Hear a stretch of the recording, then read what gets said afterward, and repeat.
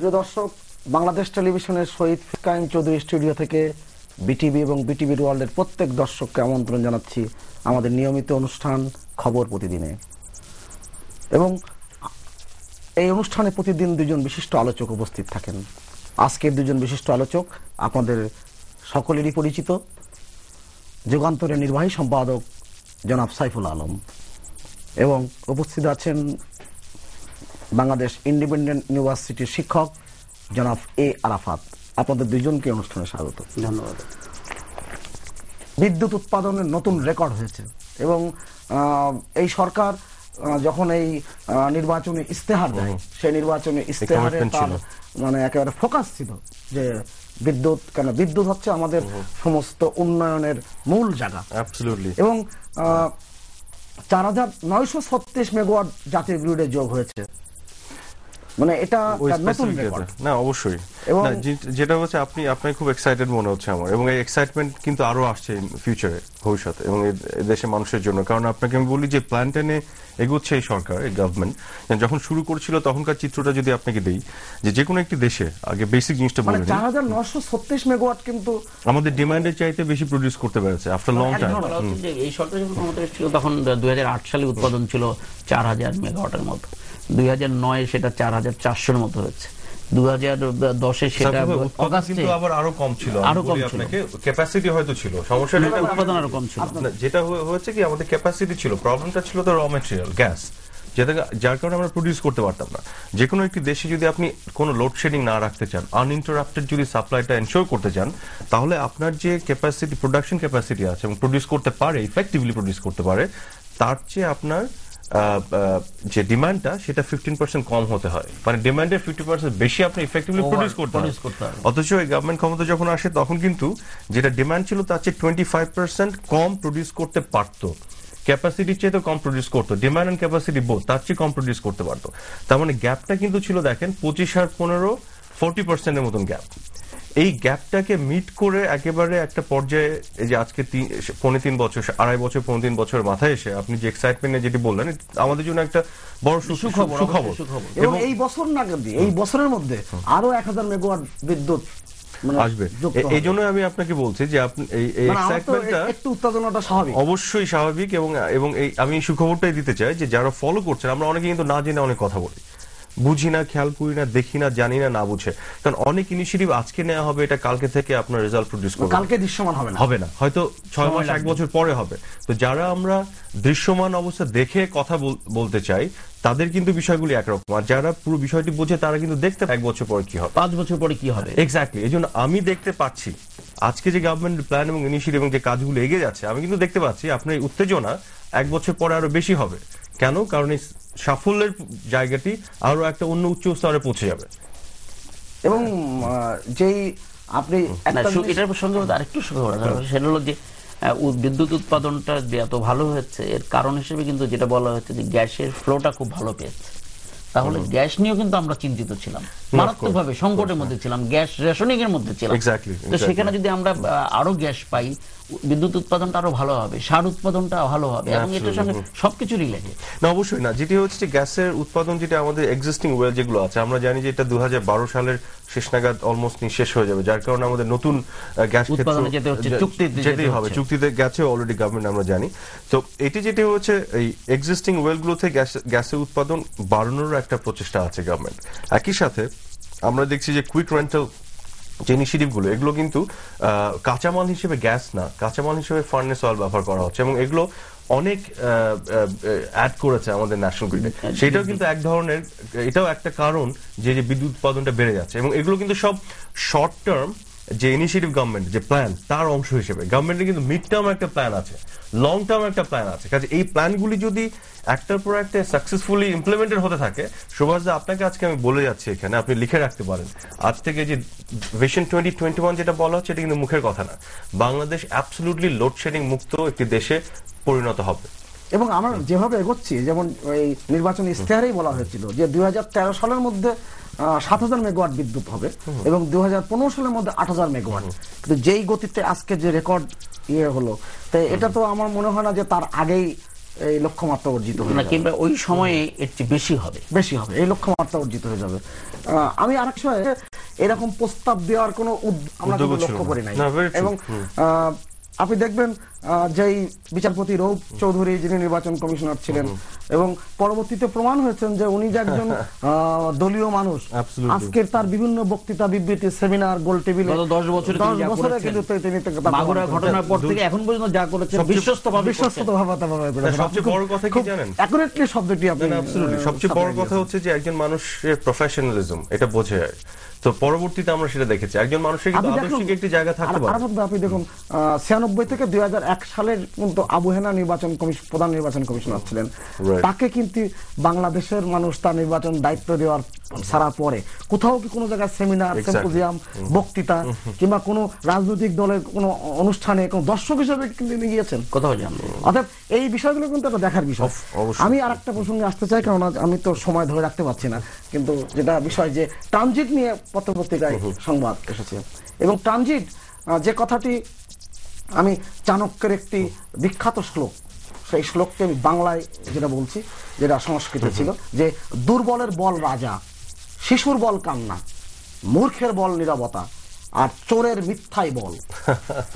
এটা ছিল চাণক্যের একটা বিখ্যাত শ্লোক। আপনি দেখুন ট্রানজিট কিন্তু মরহুম জিয়াউর রহমান সাহেবের সময় কিন্তু প্রথম 1980 সালের 4 অক্টোবর এটা চুক্তিতে স্বাক্ষর হয় অবশ্যই।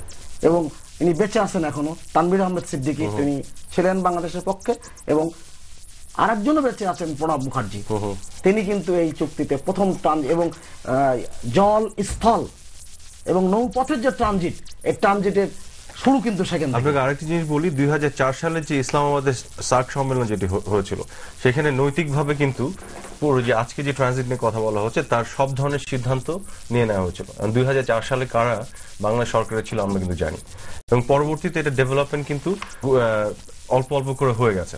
আচ্ছা, ট্রানজিট নিয়ে একটা জিনিস আমি যেটা বলতে চাই সাধারণ মানুষের বোঝার জন্য এবং তাদের মতন করে আমি জিনিসটা পরিষ্কার করতে চাই। আমাদের একটি ধারণা হচ্ছে এরকম, বা বলা হয় যেটি, যে আমরা ট্রানজিট দিচ্ছি মানে আমরা ভারতকে ট্রানজিটটা দিচ্ছি মানে তাদের একটা সুবিধা করে দেওয়ার জন্য। বিষয়টি কিন্তু মোটেও এরকম নয়। জিনিসটি হচ্ছে যে বাংলাদেশের এক ধরনের সুবিধা আছে, এই যে আমাদের জিওগ্রাফিক্যাল লোকেশন অ্যাডভান্টেজ বা ভৌগোলিক যে অবস্থান, সেই অবস্থানে এক ধরনের সুবিধা আছে। আমরা কিন্তু গিফটেড, আমরা প্রাকৃতিকভাবে এক ধরনের সুবিধা পেয়েছি। সেটি কি, যে আজকে ভারত যদি তার ব্যবসা বাণিজ্যের প্রসার ঘটাতে চায়, আজকে যদি নেপাল এবং ভুটান তাদের ব্যবসা বাণিজ্যের প্রসার ঘটাতে যায়, তাহলে তাদেরকে বাংলাদেশের উপর ডিপেন্ড করতে হচ্ছে। এই যে বাংলাদেশের উপর এই 3টি দেশের যে ডিপেন্ডেন্স, সেই বিষয়টিকে আমরা কাজে লাগিয়ে আমাদের কিছু সার্ভিস আমরা সেল করতে পারি এবং সেল করে বাংলাদেশের ইকোনমিক ডেভেলপমেন্ট ঘটাতে পারি, অর্থনৈতিক উন্নয়ন এবং মানুষের জীবন মানের উন্নয়ন ঘটাতে পারি। বিষয়টি কিন্তু এরকম, আপনার যদি একটি ধরেন অ্যাপার্টমেন্ট আছে, যে অ্যাপার্টমেন্টটি ঠিক মতন কাজ করে না, কোমোড, বেসিন বা আপনার ইলেকট্রিক ওয়্যার এগুলো, এবং সেটি আপনি ভাড়া দিতে পারছেন না, কিন্তু আপনি এগুলো যদি ঠিক করেন, একটু ইনভেস্ট করেন, তারপর ভাড়া দিয়ে আপনি সেটার থেকে কিছু ইনকাম বাড়াতে পারেন। তো এখন এই ভাড়াটা আপনি যাকে দিলেন তাকে কি আপনি অনুগ্রহ করলেন, নাকি আপনি ভাড়াটি দিচ্ছেন আপনার নিজের অর্থনৈতিক সুবিধার জন্য? আমি বিষয়টি সেল করছি, সার্ভিস সেল করছেন। আজকে যে আমরা বলি যে ভারতের সাথে আমাদের বাণিজ্যিক বৈষম্য আছে বিশাল, তো আমরা বাণিজ্যের বৈষম্য কিভাবে হয়? একটা প্রোডাক্ট এক্সপোর্ট ইম্পোর্টের মাধ্যমেই তো। আমরা তো শুধু গুডস এক্সপোর্ট ইম্পোর্ট করি না, সার্ভিসও কিন্তু এক্সপোর্ট ইম্পোর্ট করা যায়। আমাদের সেই সার্ভিস এক্সপোর্ট করার একটা সুবিধা আছে। আমাদের দুটো পোর্ট আছে, এর মধ্যে দেখেন মোংলা পোর্ট 20% মাত্র ব্যবহৃত হয়, তার টোটাল ক্যাপাসিটি 80% ব্যবহারই হয় না। চিটাগাং পোর্ট ইভেন এখানে এত কনজেশন হয় আমরা দেখি, কিন্তু মজার ব্যাপারটি কি জানেন, মাত্র 60% এটা ব্যবহৃত হয় টোটাল ক্যাপাসিটি, 40% আন্ডার ইউটিলাইজড। এই কনজেশন যেটা হয় সেটা কিন্তু ব্যবস্থাপনার সমস্যার জন্য। কাজে আমরা যদি, এবং আপনাকে সিম্পল একটা জিনিস বলি, নেপাল, ভুটান, একটা পোর্ট ব্যবহার করে একটা দেশ যদি কত সমৃদ্ধির দিকে যায়, সিঙ্গাপুর তার উদাহরণ। সিঙ্গাপুর উদাহরণ, আপনার নেদারল্যান্ডের রটার পোর্ট, যেটি ইউরোপের অনেক দেশকে সেই পোর্টকে ব্যবহার করতে দেয় ট্রানজিটের মাধ্যমে, প্রচুর টাকা তারা আর্ন করছে। বন্দর আব্বাস ইরানের, তারা ওই যে সাবেক সোভিয়েত ইউনিয়নভুক্ত 5টি দেশ, ইস্টার্ন ইউরোপিয়ান 5টি দেশকে তারা ট্রানজিট দিচ্ছে এবং পোর্ট ব্যবহার করে প্রচুর বৈদেশিক মুদ্রা অর্জন করছে। কাজে আজকে দেখেন নেপাল এবং ভুটান কিন্তু কলকাতা পোর্ট ব্যবহার করছে। নেপাল এবং ভুটানের ভারত দিয়ে বাংলাদেশে ঢোকার ট্রানজিটের পারমিশন ভারত দিয়ে রেখেছে, কিন্তু নেপাল ভুটান বাংলাদেশে ঢুকে পোর্ট ব্যবহার করে তৃতীয় কোনো দেশে যেতে পারে না। সেখানে আবার বাংলাদেশের গভর্নমেন্ট বার্গেন করছে এবং ভারত রাজি হয়েছে। আজকে এটা যদি হয় তাহলে নেপাল ভারত রাজি হয়েছে, বাধ্যই হয়েছে নেগোসিয়েশনের মাধ্যমে, এবং এতে কিন্তু না অবশ্যই আপনি মজার ব্যাপারটা দেখেন, তাতে করে ভারতের কলকাতা পোর্ট কিন্তু ডিপ্রাইভড হবে। কারণ কি, ওরা কলকাতা পোর্টে যাবে না, ওরা চিটাগাং পোর্টে বা মোংলা পোর্টে চলে আসবে। এবং এই যে আমি একটা নেগোশিয়েট করছি এবং ভারতকে আমি বলছি যে তুমি এই যে আমার তাকেও আমি ট্রানজিট দিচ্ছি। এই দেয়ার ফলশ্রুতিতে আপনাকে বলে কিছু গবেষণা হচ্ছে, অনেকে বলে এগুলো নিয়ে কোনো গবেষণা হয়নি, এই কোনো কাগজপত্র নেই। কাছে আপনার কাছে ফিরে আসবো আমি সাইফুল ভাই কাছে। আমি একটা বিষয়ে যেটা নেয় যে আওয়ামী লীগ সরকারের দায়িত্ব আসলেই এক শ্রেণীর মানুষ সবসময় প্রচারণা চালানোর চেষ্টা করে যে দেশ বিক্রি, এবং এই ট্রানজিট নিয়ে কথা বললেই ট্রানজিটের বিষয়টাই চলে আসে। আপনি দেখুন 2006 সালে 21শে মার্চ সর্বশেষ যে সাইফুর রহমান এবং কমলনাথ যে চুক্তিটি স্বাক্ষর করেন, সেখানে 8 নম্বর উচ্ছেদে আমি হুবহু পড়ছি। সাইফুল ভাই আপনি বহুবার এটা দেখেছেন, তারপর আমি উল্লেখ করছি দর্শকদের জন্য।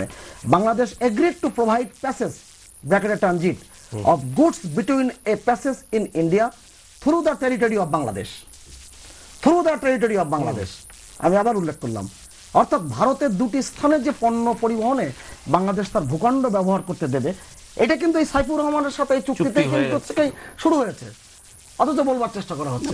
আমি আপনার তার আগে যেটি ওই যে বললেন 2004 সালেও কিন্তু, এবং তারও আগে কিন্তু এটা মোটামুটি পরিষ্কার হয়ে গেছে। এখন যেটা সমস্যা হলো, এটা হলো দৃষ্টিভঙ্গির সমস্যা। আপনি দেখেন আমাদের কয়লা আছে, কয়লা উঠানো যাবে না। আমাদের গ্যাস আছে, গ্যাস উঠানো যাবে না, কিংবা গ্যাস উঠানোর জন্য চুক্তি করা যাবে না।